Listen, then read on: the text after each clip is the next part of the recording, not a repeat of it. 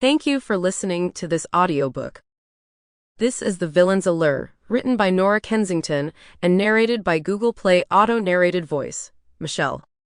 Audio copyright 2024, published by Nora Kensington.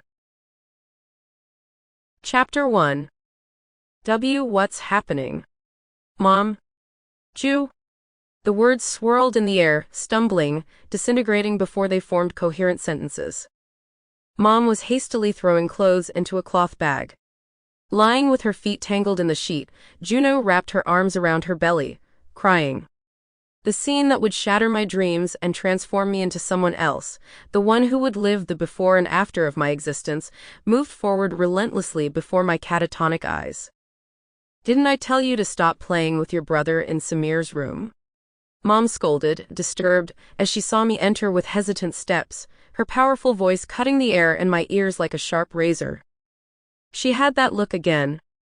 Something bad licked me all over, and my fingers curled tightly, closing around Stu, my wooden pony.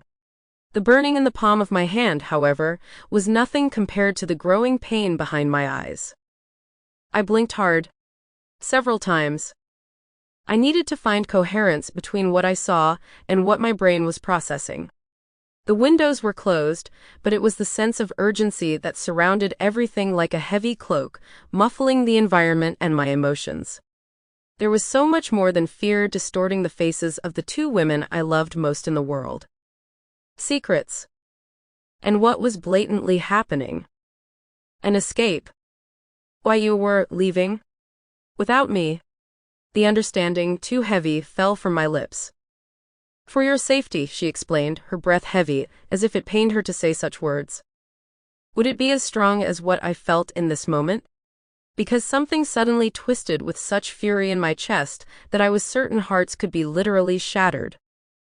Let me go with you, I pleaded, my voice strangled in the midst of the cry that forced its way out. No. But.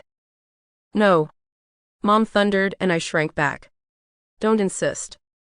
My older sister buried her face in her hands.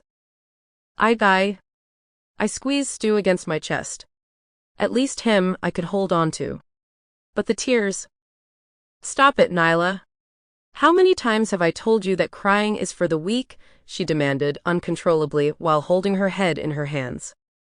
I clenched my teeth, but a sob escaped me. Mom closed her eyes, took a deep breath, and finally interrupted the dizzying back and forth, sitting on the edge of the bed. Lowering herself to my height, she took my fingers in hers and forced a smile when she noticed Stu, the little intruder between us. Sample complete. Ready to continue?